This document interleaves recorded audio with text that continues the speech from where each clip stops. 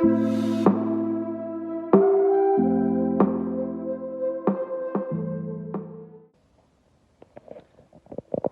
guys, so question one, how did it all start really? Well, I started working for Brazilian soccer schools with Simon Clifford, which was based in Leeds, but we had a franchise in Sheffield, and this is kind of how I started to learn my trade about individual ball mastery, 1v1 moves when faced up, the game of football de salon.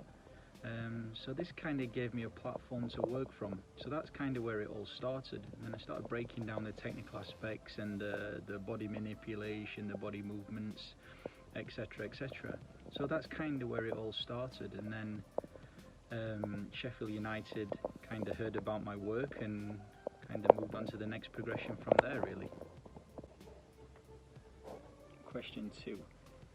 My roles and responsibilities being a performance coach at OGC Nice, as before in New York City, is I don't want to get too caught up in the name. I am a coach really, an A licensed coach, just applied his trade, but I kind of got the title because I touched on many different aspects of the coaching side of things and piecing the training together, looking at the 4-corner module, and kind of just interlinking everything together so it all kind of fits together. So the methodology from the coach, how does that transfer onto the pitch and vice versa, are we getting the correct messages across, building rapport with players, making sure that the environment's the right kind of environment and it's conducive for what we're trying to implement with our ideas, looking at the social corner, which is obviously a really big one, you know, making sure that the players have the correct understanding of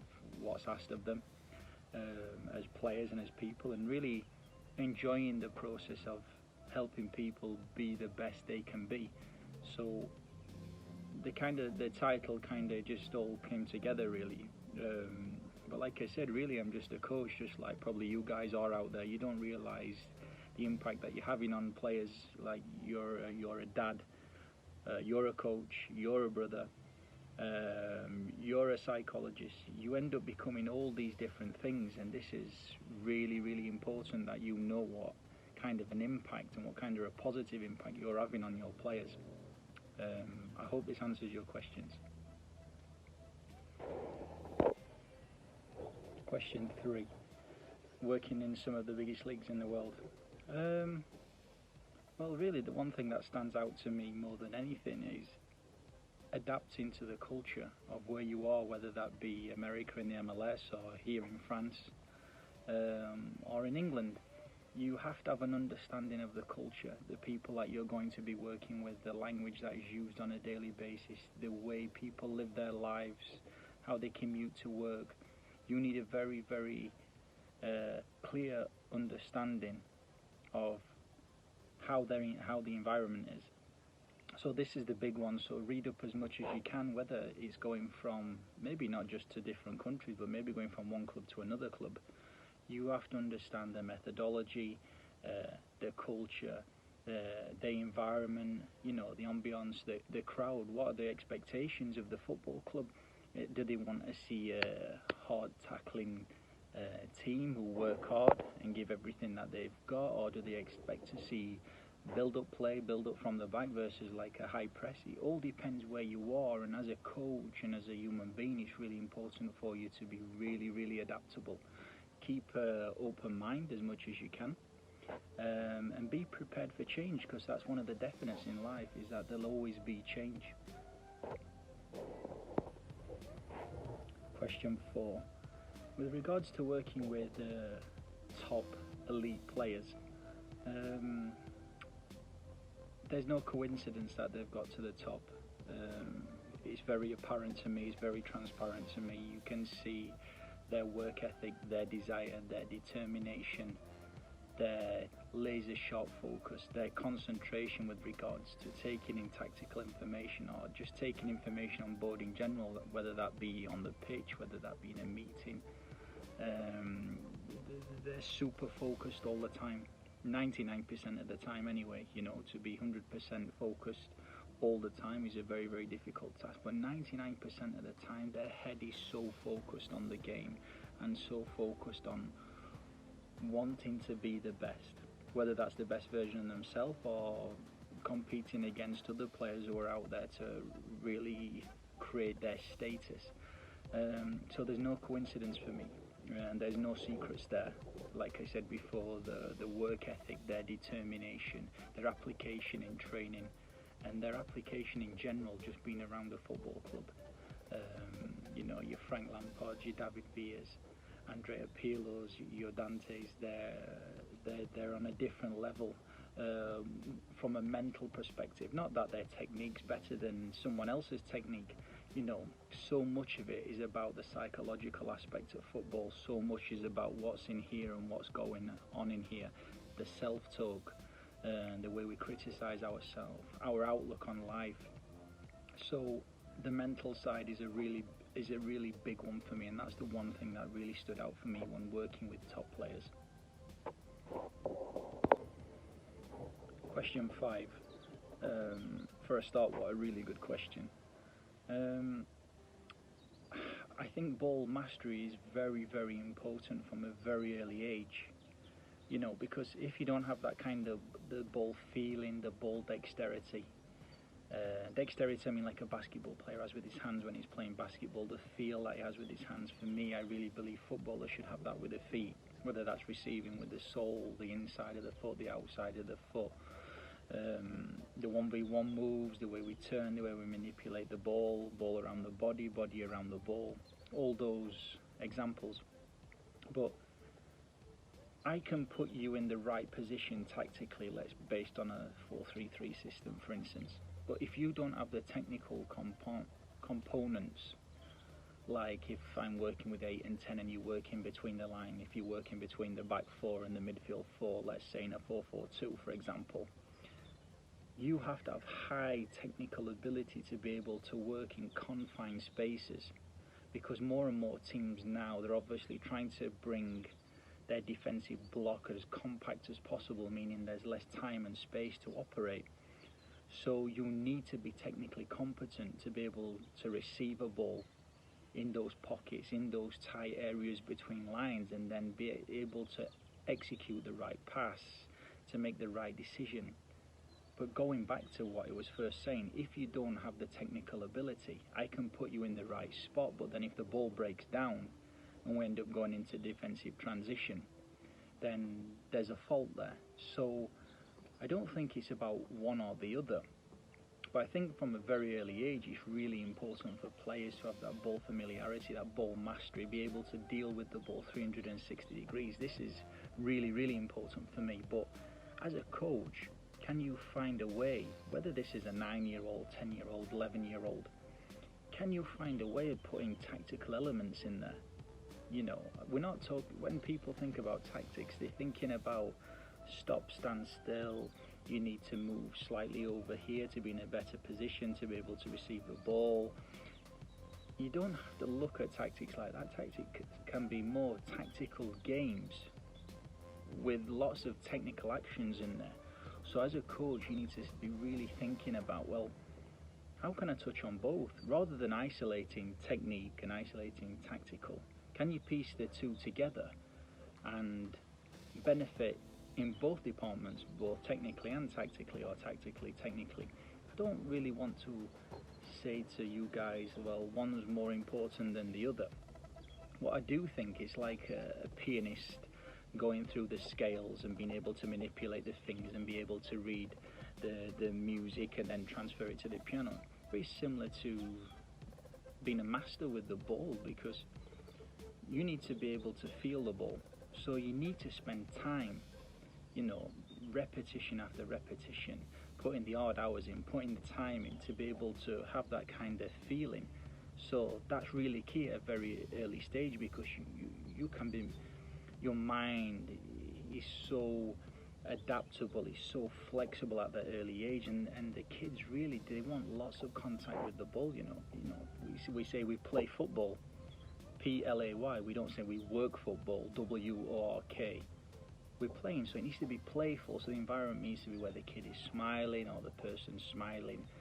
but he's also touching on all those different aspects at the same time. So as a coach, can you try to find a way to integrate more of the technical elements, rather than try and go it's one or the other.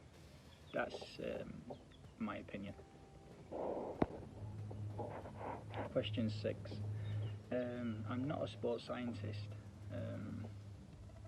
but for me plyometrics works. Yes, of course there's a place for that. The most important thing that I look for is it's not so much the physicality, and I kind of look at the shape of the body. Yes, I do, athleticism and stuff like that, but would you say Xavi and Iniesta have got that athletic, aesthetic look about them? Well, no. So a lot depends on your game model and how you see the game, how you want to play the game. So I don't just think, oh, this guy looks big and strong for his age and stuff, let's take him. You've got to look at other things like decision making. Maybe the more smaller kid in that age group, whether we're talking under 14s who's not yet matured, but he has the capacity to take in information and to execute to the best of his ability. So yes, there's a time and place for plyometrics and power training, yes, of course, but the big thing that stands out for me is the ability to be able to control the body, the balance between the head and the body and the head, the balance between the right hand side of the body and the left hand side of the body. So the balance is the big one for me, having an awareness of what your body's capable of doing, a little bit like a gymnast. I mean, I was, in my time, working with the younger ones, I really liked capoeira, the Brazilian martial arts, almost like dance, acrobatic, the way they can control the body, the flexibility in the hips, the flexibility in the abdominal wall, their core strength. This was a really big, this was something that really stood out for me, and I thought, well, players would benefit so much from being able to control their body weight.